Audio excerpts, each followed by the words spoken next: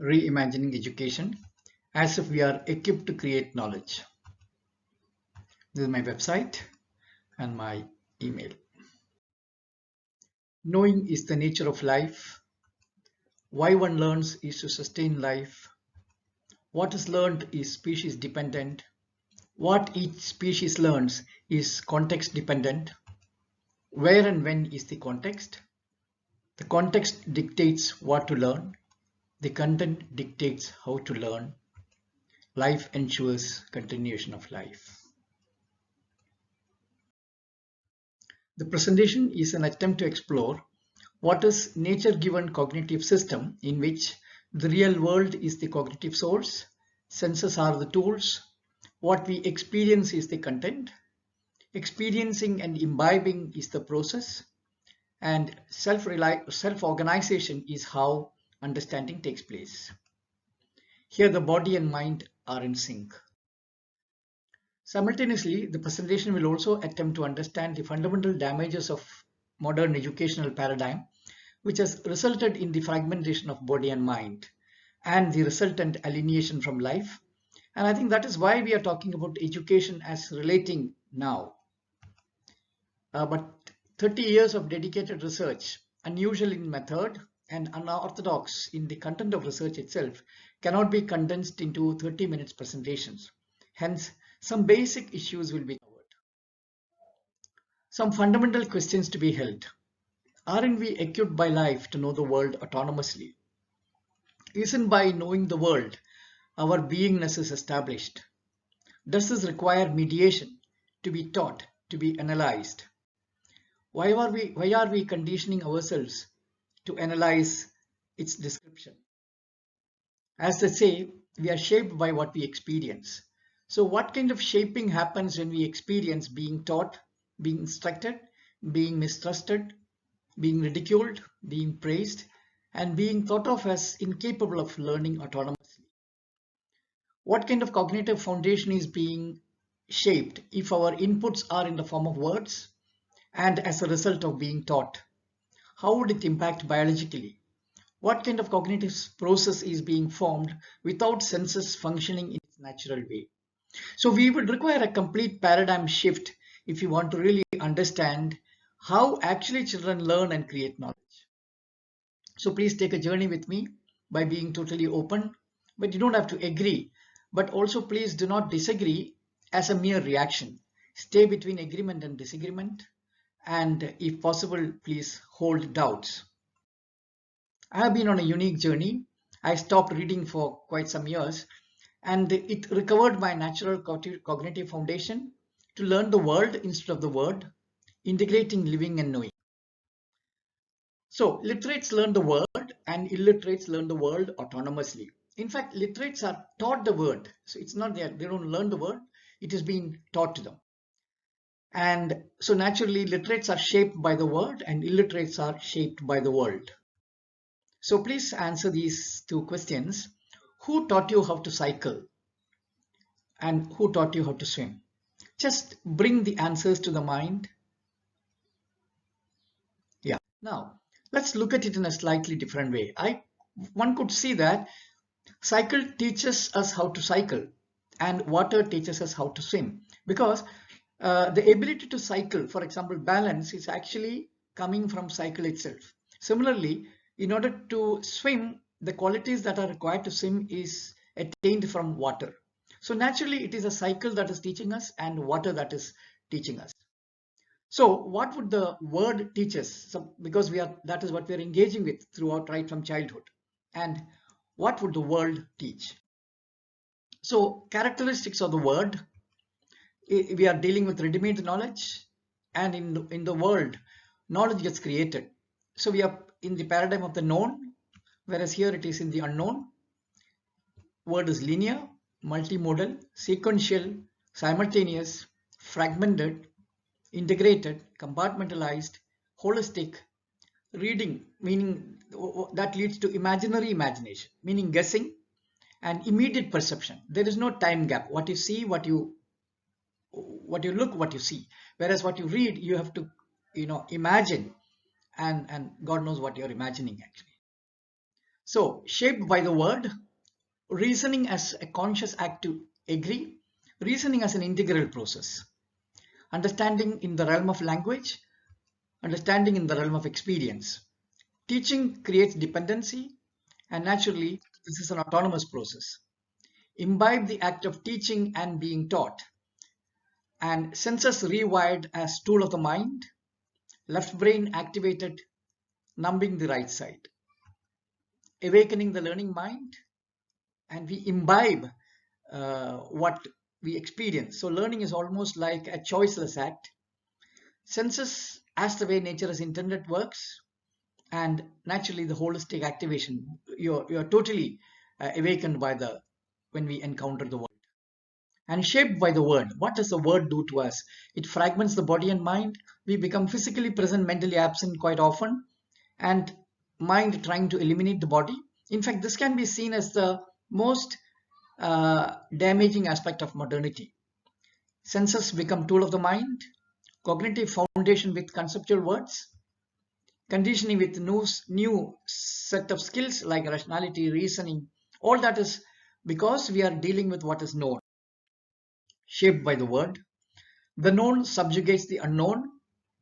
Teaching subjugates learning, because usually teaching and learning are now talked in the same breath, but uh, learning actually is absolutely a natural process where teaching probably doesn't have much role at all. Reasoning subjugates intuition. Planning controls spontaneity and creativity. Revisiting. So children learning process and knowledge needs to be completely revisited with absolutely fresh mind. So in the natural paradigm, where unknown is the condition and no teaching is the act, uh, you have a very different kind of cognitive, value system based on humility and wonder, a cognitive system based on senses, body, and experience. And no teaching shapes our value system based on openness, collaboration, cooperation, and cognitive system based on playful exploration, discovery, intelligence, open-ended process, being autonomous, and never having felt that I have failed, or so that the notion of failure itself is something that typically a modern experience. Natural paradigm.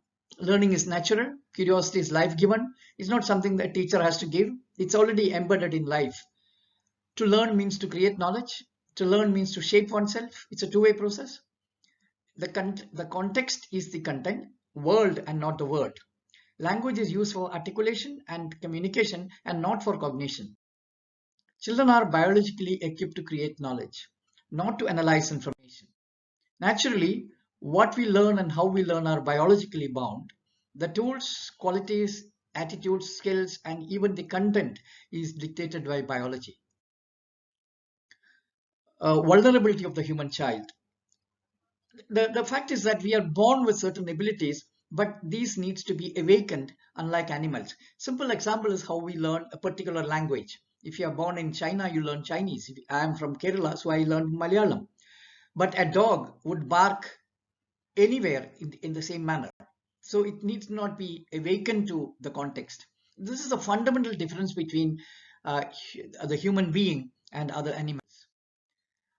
So formation of cognitive foundation to create knowledge. This is a very key thing to understand, because today the cognitive foundation uh, is completely distorted because it is a result of being taught and to analyze. So we need to freshly look at how and what children learn naturally, meaning the real world. So some redefinitions are called for.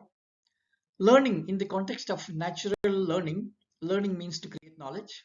And learning is a two-way process. It shapes ourselves in that process. Creativity is the response to the unknown. Unlike in modern situations where only few people are considered creative, in the context of life, every being is being creative because we are encountering the unknown. Curiosity is again life given. Every being is curious.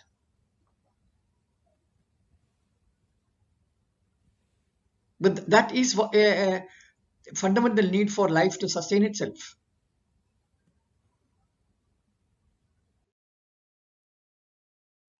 Questioning. Again, in the realm of natural learning, real world learning, there is no questions are not articulated in language.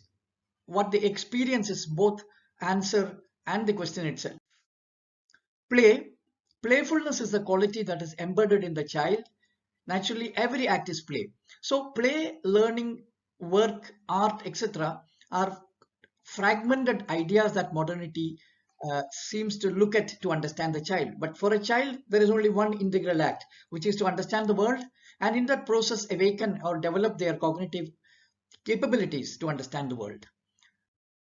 So the child has just taken a bite on a coconut piece. Immediately he remembers the Nandi bull. So he compares that with the horns of the bull and then immediately changes that into the half moon.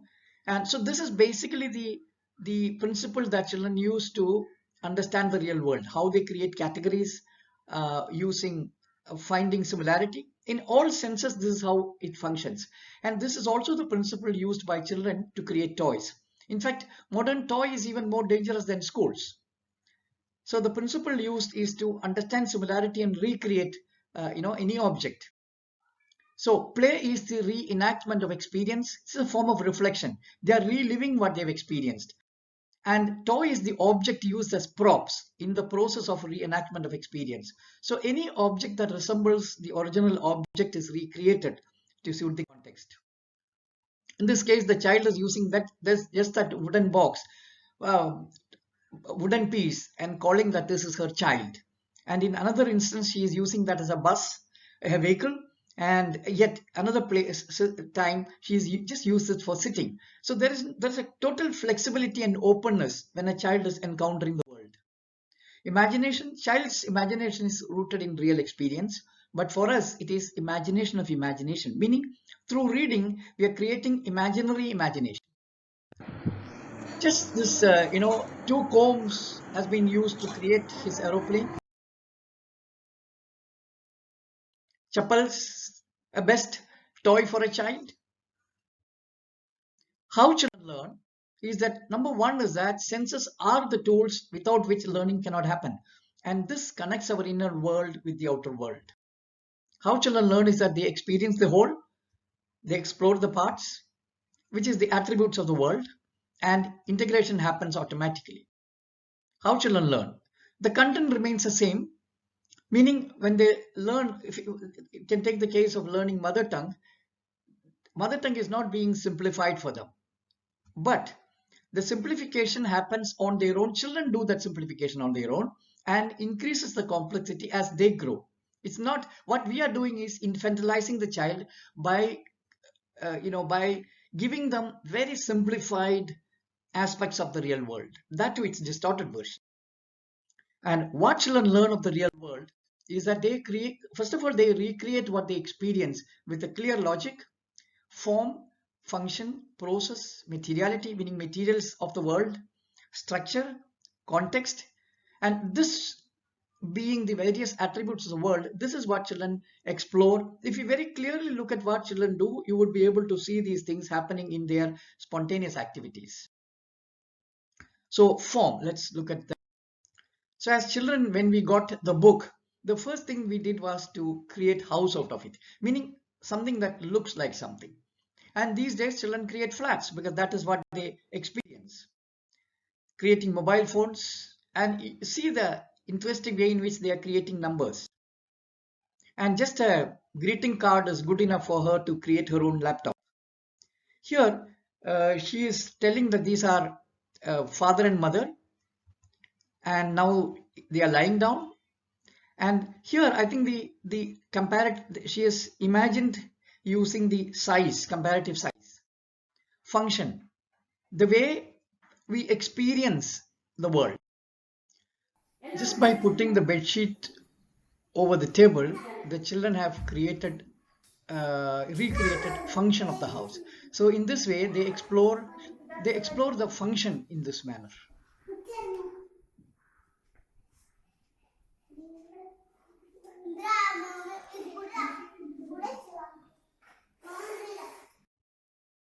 Process, the way things happen.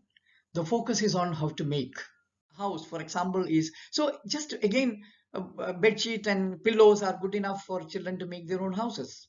So here the construction itself is explored, how you make things, structure, the way things are constructed. So once it achieves a full, uh, stability, that is how children understand structure. Quality, the way materials are. Children explore the materiality in a very interesting way. You must have seen how children bounce on a sofa as they sit on it. They keep bouncing. Similarly, the slippery surf, the possibility of that chair is being explored by the child. Just making use of it and just trying to understand the nature of things.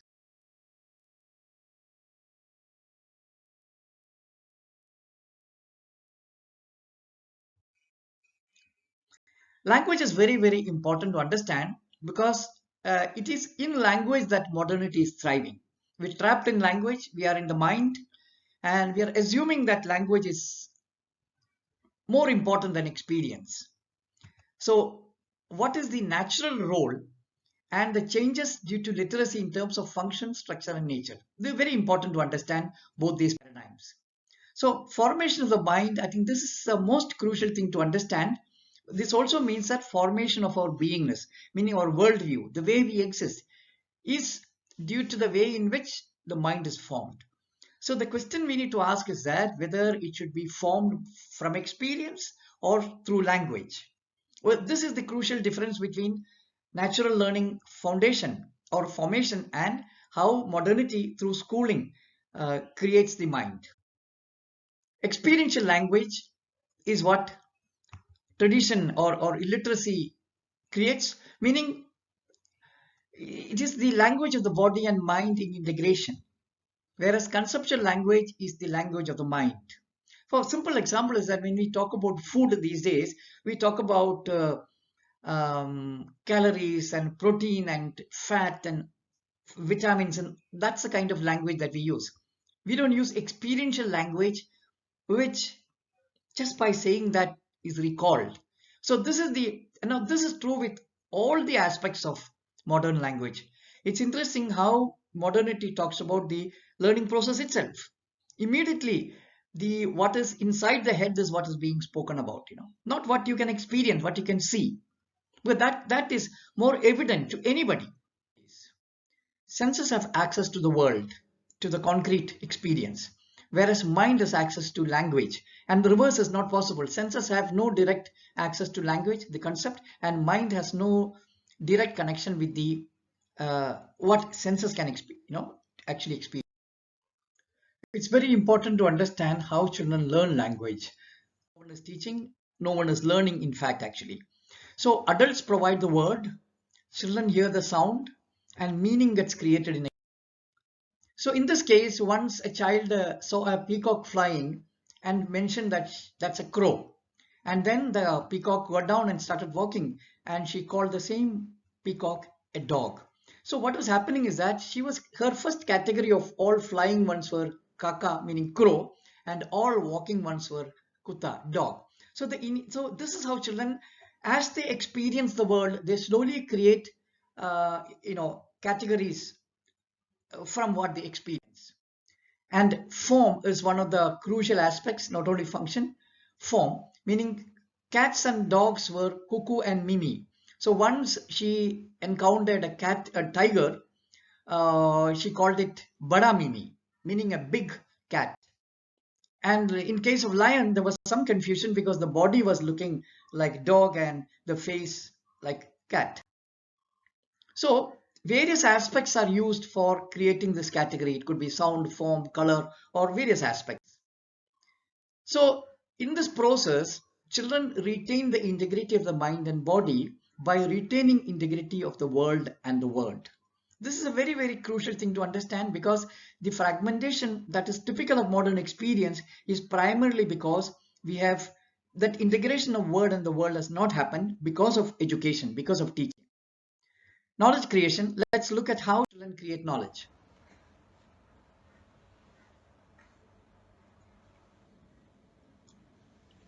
I'm sure the child has not seen his father and mother getting down the bed like this. So naturally, the child is, in fact, encountering the unknown.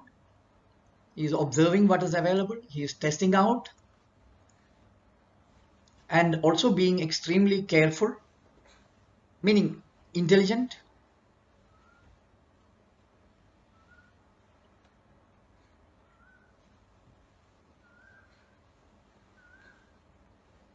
This is given by life. So this is not something that one needs to teach. The urge to sustain life is already given by life. So taking care is part of child's, growing up.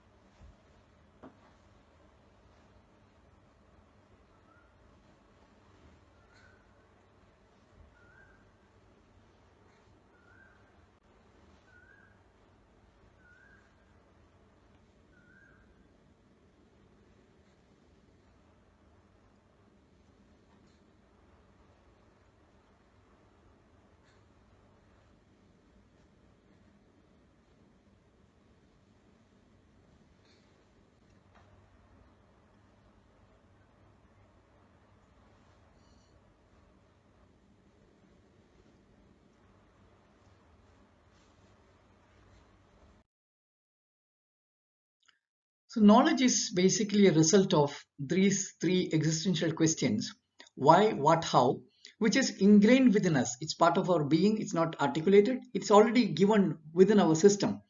And where and when is the context. And we have also been given these three fundamental way of attending the world. These are modes of attention: what, why, and how. Knowledge creation as the act of making the implicit explicit.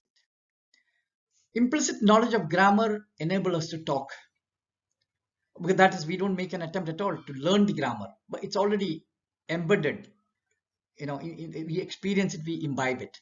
So through metacognitive awareness or paying attention to how we speak, recognizing the patterns can lead us to make this implicit knowledge explicit. So it has been, at least a experience of many people, that grammar, when it was taught to us, was extremely boring.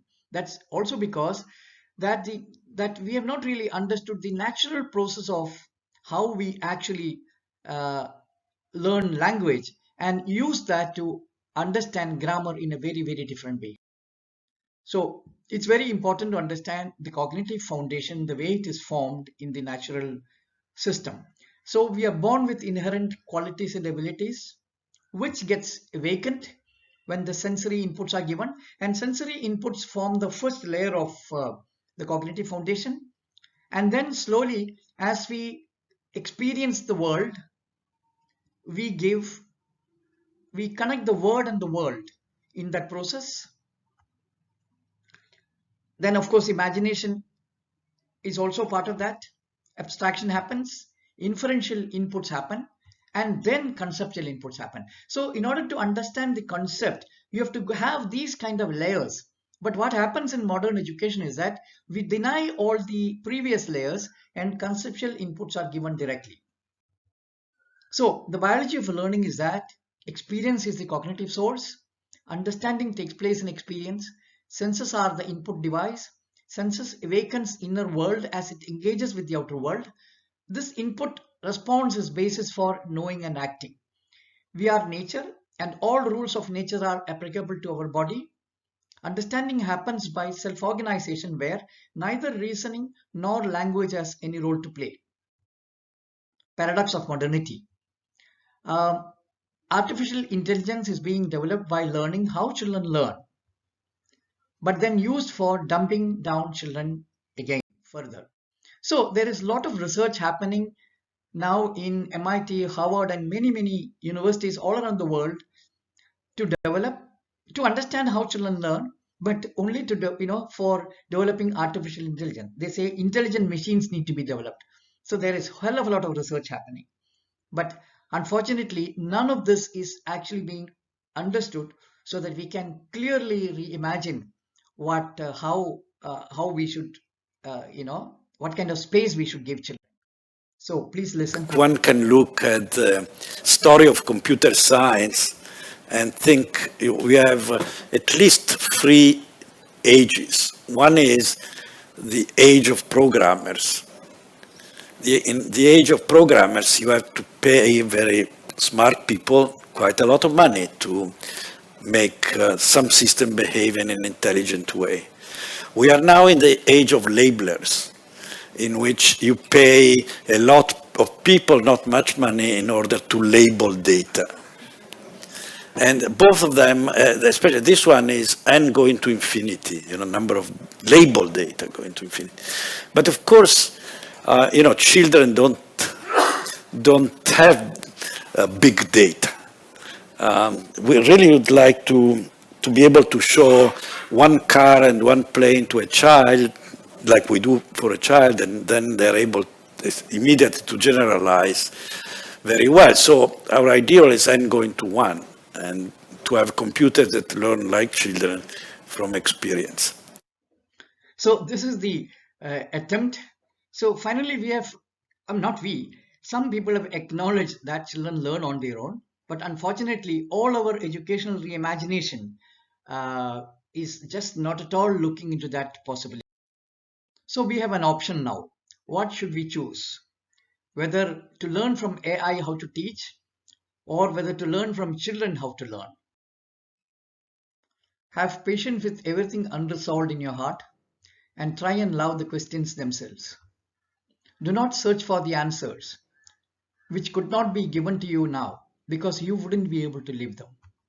The point is to live everything. Leave the questions now. Perhaps then, someday far in the future, you will gradually, without even noticing it, live your way into the answer.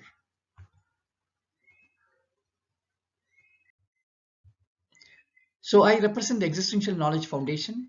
Check our website ekfoundation.in and also my own website jinankb.in. Thank you very much.